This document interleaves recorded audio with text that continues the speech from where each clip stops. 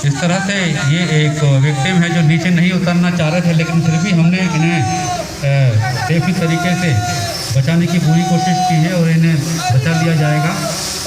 जो घबराए हुए होते हैं वो इस तरह की कंडीशन करते हैं, लेकिन उन्हें भी हम बचा लेते हैं।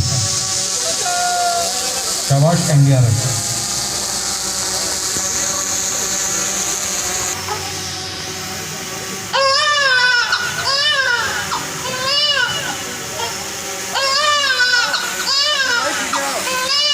पीछे आइए भैया।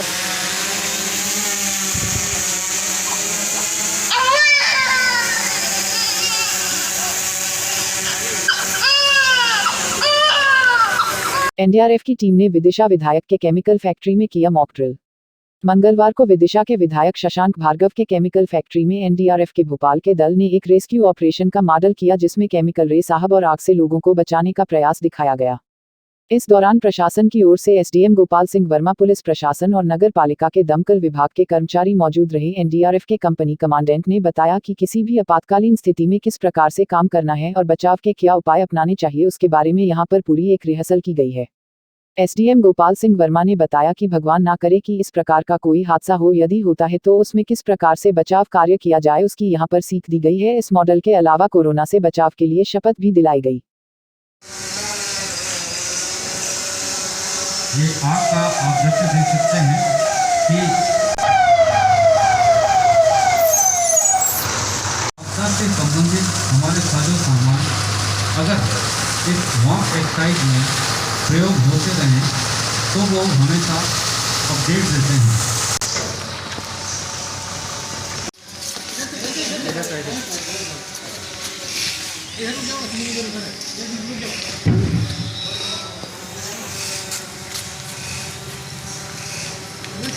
आप देख लिया कि कहाँ पर लीकेज है। अब लीकेज को बंद करने के लिए उसको बंद कर डेड बॉडी निकाली गई थी।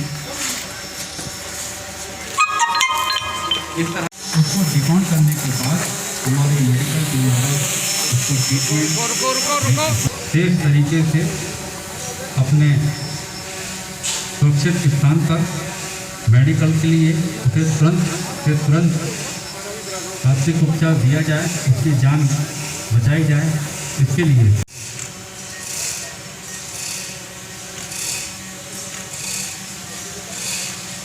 आपको लग रहा होगा कि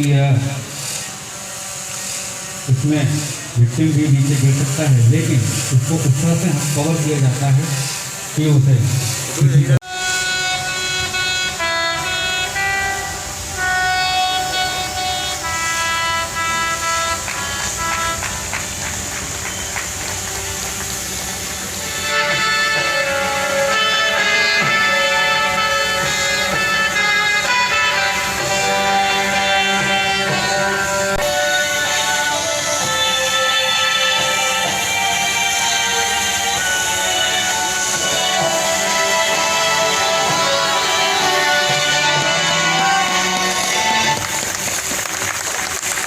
हमने जो डाउन रखा है हमारा ऑपरेशन। मैं कोविड के बारे में सतर्क रहूँगा और अपने साथियों को इससे जुड़े खतरे के बारे में बताऊंगा। मैं 2 गज की दूरी हमेशा रखूंगा। मैं अपने हाथों को नियमित रूप से धुलता रहूंगा। हम एक साथ मिलकर कोविड-19 के खिलाफ इस लड़ाई को जीतेंगे। आज विदिशा नगर में एनडीआरएफ के हमारे कंपनी कमांडर के नेतृत्व में जो टुकड़ी आई हुई है, उस टुकड़ी ने अग्नि पर किस प्रकार नियंत्रण पाया जाता है और यदि केमिकल लीकेज हों तो उन केमिकल लीकेज को किस प्रकार से पकड़ा जाएगा, इस बारे में एक मॉक ड्रिल की थी। और इसमें अग्नि दुर्घटना में जो कुछ फंसे हुए लोग थे और केमिकल रिसाव के कारण कुछ लोग जो घायल हुए थे, उनको बाहर किस प्रकार से निकाला जाता है, रेस्क्यू करके बताया और उसमें वो सक्सेसफुल रहे। हम उनको बधाई देते हैं। और ये विदिशा में बाकी लोगों के लिए भी एक शिक्षाप्रद चीज़ थी। हमारे सारे दल यहाँ पर आए हुए थे। हमारे होमगार्ड के जो कंपनी हमारे जो है प्रजापति साहब और पुलिस का बल भी यहाँ पर उपलब्ध है। हमारी नगर पालिका के जो लोग हैं जो यहाँ पर स्थानीय स्तर पर रेस्क्यू करते हैं, उन सभी को यहाँ बुलाया गया था ताकि वो इससे कुछ सीख ले सकें, और यहाँ पर जो हुआ है उससे सभी लोगों ने सीखा है। आगे ईश्वर ना करे इस तरह के रेस्क्यू की आवश्यकता पड़े, लेकिन हर परिस्थिति के लिए तैयार रहना चाहिए। इसलिए हमारे यहाँ का स्थानीय जो रेस्क्यू फोर्स हैं उन्होंने भी NDRF से कुछ सीखा है।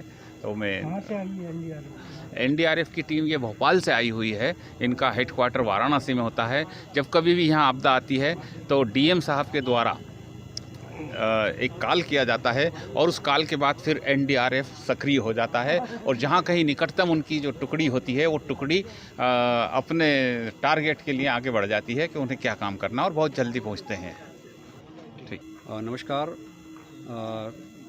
DIG sir Shri Alok Kumar, Varanasi, Uttar Pradesh sir के निर्देशानुसार RRC भोपाल NDRF को ये निर्देश दिया गया था कि विदिशा डिस्ट्रिक्ट में यूनाइटेड केमिकल फैक्ट्री में एक मॉक एक्सरसाइज करानी है, जो कि DM सर से बात करने के बाद और फैक्ट्री में मैनेजिंग डायरेक्टर से बात करने के बाद यहाँ पर हमने एक मॉक एक्सरसाइज ऑर्गेनाइज़ करी, जिसमें केमिकल्स लीकेज और फायर का कंडीशन था, जिसे कि किस तरह से कंट्रोल किया जाता है उसकी एक कार्यवाही प्रोसेस हमने दिखाई, और कितने विक्टिम्स निकाले हैं उनके बारे में भी बताया, और इसमें एडमिनिस्ट्रेशन का क्या रोल होता है और हर एक व्यक्ति का इसमें क्या भूमिका होती है उसके बारे में बताया। और इसमें हमने NDRF के बारे में भी बताया कि NDRF की यूनिट्स कहाँ कहाँ पर हैं और NDRF ने क्या क्या काम किए हैं, किस तरह के ऑपरेशन किए हैं। और यह है मॉक एक्सरसाइज करने का सबसे मुख्य उद्देश्य एडमिनिस्ट्रेशन के साथ तालमेल बनाना, और किसी भी आने वाले ऑपरेशंस में अगर तालमेल हमारा बना रहेगा तो हमारा ऑपरेशन कम से कम समय में और जल्द से जल्द हो जाएगा।